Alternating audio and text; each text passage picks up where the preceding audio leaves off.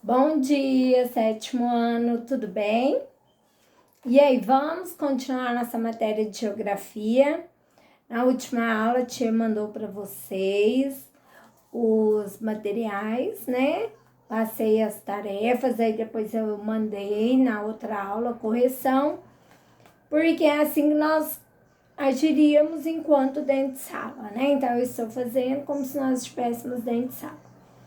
Amores, ontem foi um equívoco lá, a Ângela e o Gabriel me procuraram. Vocês viram que eu mandei duas, número 1? Então descarta uma, você copia só uma, tudo bem? Hoje nós vamos começar a nossa matéria de geografia lá na página 78. Pega o seu livrinho que nós faremos daquele jeito que nós estamos fazendo nas nossas últimas aulas. O que nós estamos fazendo nas nossas últimas aulas? Você pega o seu livro e vai acompanhando com a titia, para ficar mais fácil de vocês interagir. Creio eu que hoje esse vídeo vai dar um pouquinho grande, porque é uma matéria que, assim, eu já havia elaborado a aula, elaborei novamente, mesmo assim, ficou muita coisa grifada. Então, nós vamos falar da água no território brasileiro. Se você já pegar o primeiro mapa a ser analisado no seu livro, você vai ver aqui, ó, isso aqui é o percentual de precipitação de chuvas que foi observado de 1961 a 2007. A região que está de azul mais forte é aquela região que tem muitas chuvas no decorrer do ano.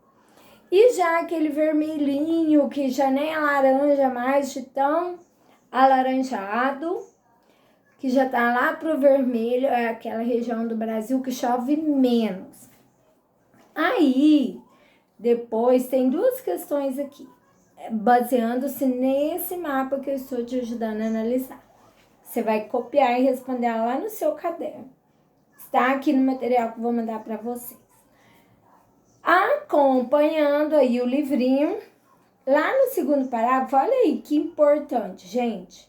Eu anotei ele porque, olha, o Brasil apresenta nem precisamos falar, nós sabemos disso, que o Brasil é um país rico em elementos hídricos, em recursos hídricos. Aí depois vem que, ó, nele se concentra cerca de 12% da água doce que existe no planeta. Nos pertence, viu, gente? Aí aqui embaixo, gente, esse terceiro parágrafo, ele é extenso. Tem ele aqui, tem ele no outro material que a tia pesquisou para você, que vem falando o seguinte: a região brasileira que tem maior concentração de chuva, que é a região norte, concentra-se menos pessoas. Enquanto nós temos a região sudeste, a região nordeste, que tem mais pessoas e concentra o quê? Menor quantidade de água. Então, esse parágrafo ele grifa muito bem isso aqui, ó. E aqui ele ainda coloca porcentagens. Olha para você ver. De 100% da água do território brasileiro, 78% é da região norte. Sabe quantos por cento da população mora nessa região? Apenas 6%.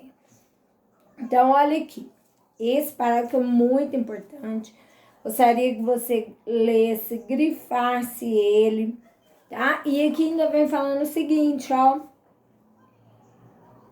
Características do clima semiárido, predominante a escassez natural e a ocorrência dos rios temporários.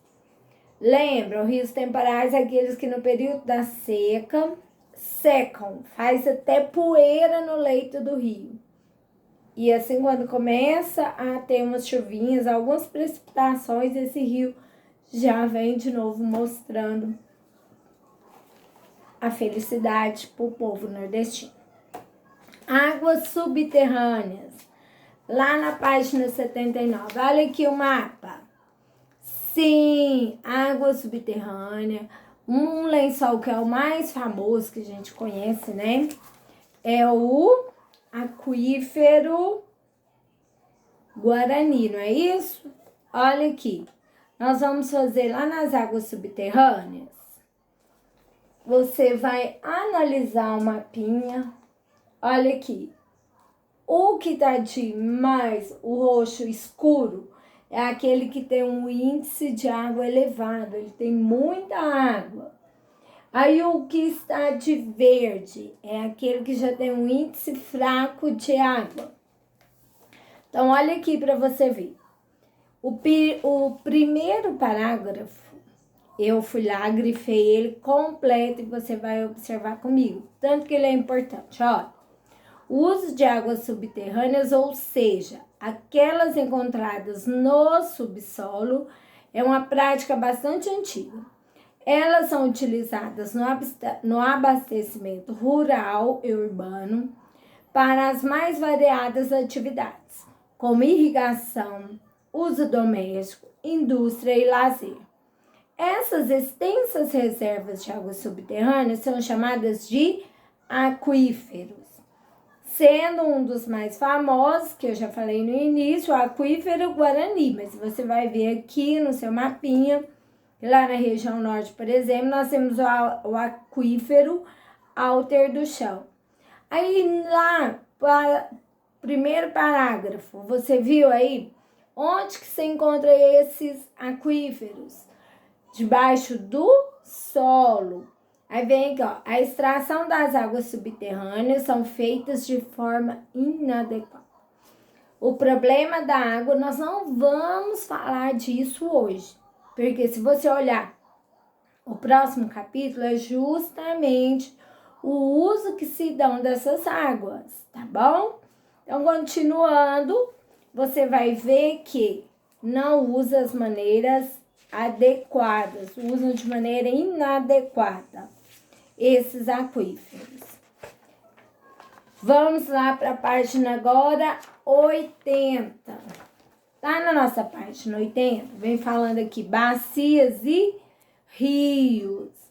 As bacias hidrográficas, lá no primeiro parágrafo, fala o seguinte, ó, que são áreas delimitadas por divisores de água e banhada por um rio principal e todos seus afluentes. Eu sempre falo isso.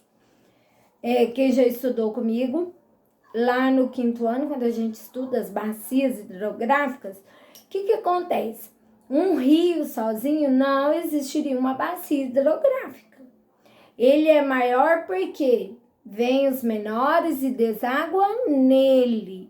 Então, na realidade, a bacia hidrográfica é o que? Um conjunto de rios que deságua em um maior que recebe o nome, que aí recebe o nome de Bacia do Rio São Francisco, Bacia do Rio Amazonas, então, Bacia do Rio Tocantins, mas não é só o Rio Tocantins, são os outros rios que desaguam no Tocantins, não é isso?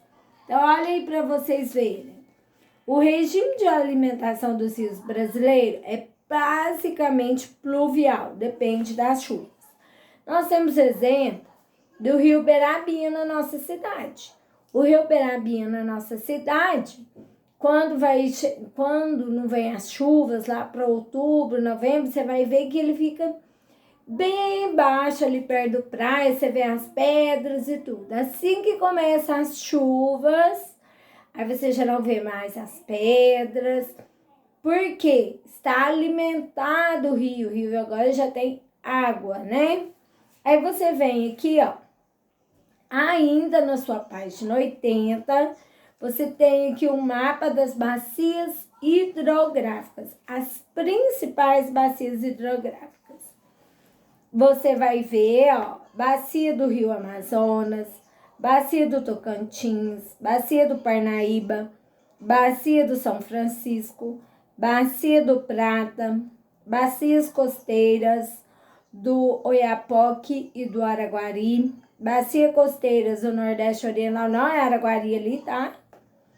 Bacias costeiras do Nordeste Ocidental, bacias costeiras do Sudeste, bacias costeiras do Sul.